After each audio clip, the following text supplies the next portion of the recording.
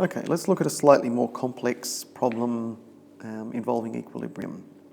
And this one involves an initial set of conditions at the start of an experiment, and we're looking for the concentrations at equilibrium given the value of an equilibrium constant.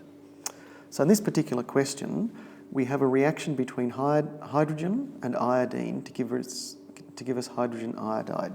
So the first thing we do is write this reaction out. So we've got H2 in gaseous form plus iodine in gaseous form will give us a reversible reaction to give us 2 moles of hydrogen iodide also in gaseous form. And our equilibrium constant for this particular equation is as given, a value of 54.3. And we'll deal with that one shortly. But let's look at what we do to solve this problem. First thing we need to do is put what we call our initial conditions, or as it's normally shortened to, I.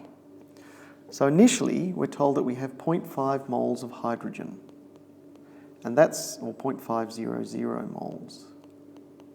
And that's going to be in a 1 litre flask. So we can straight away calculate that this is going to have a concentration of 0.500 molar, or moles per litre.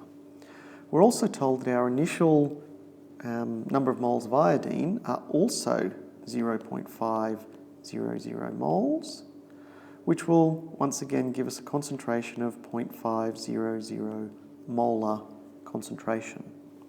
Now we're not told what the initial concentration of our hydrogen iodide is, but we can assume, if we're not given it, that the initial concentration will be 0 molar.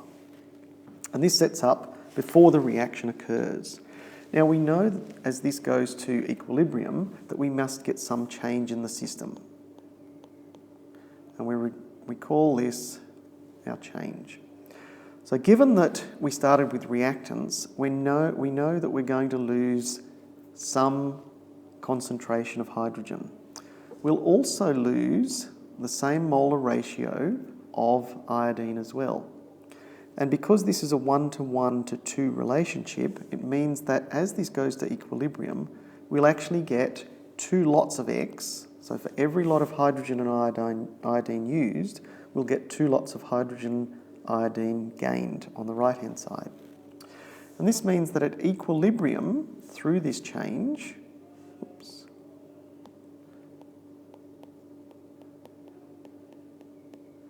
which we denote as our E,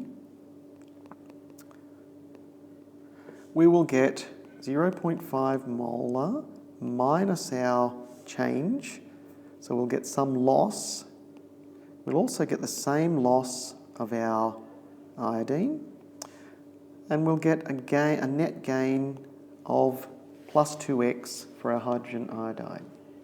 Now we can set up our equilibrium expression from this. So KEQ is going to equal our concentration of hydrogen iodide raised to the power of 2 over our concentration of our hydrogen and our concentration of iodine. So we can substitute our values that we have so far.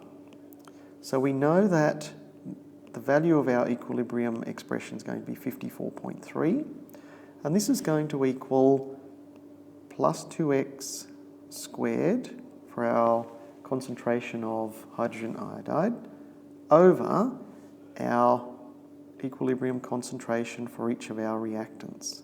So 0.5 molar minus x for each one of them. Now there are a few tricks here that we can have a look at. First of all, if we took the square root of both sides, it would give us a much simpler expression, and that's what we're going to do. So the square root of 54.3 is 7.37, and that's going to equal 2x over 0.5 minus x.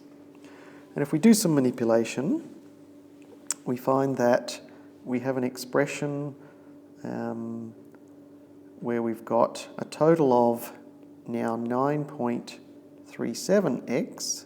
So what I've done is multiply through onto this side, gather all our like terms together, so we get 9.37x. is going to equal 3.685.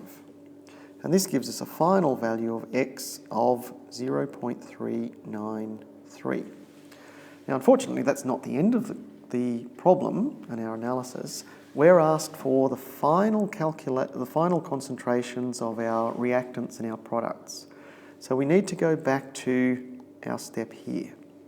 And to calculate these final concentrations, first of all, if we do our hydrogen concentration, we know that we've got 0.5 minus this change which we calculated as x, so it's going to be 0.393, which gives us a final concentration of 0.107 molar.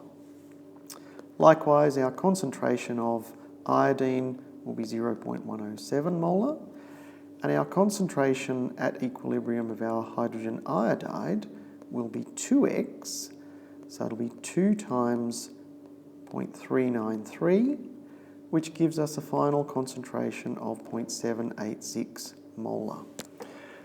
And that gives us our final answers for this question.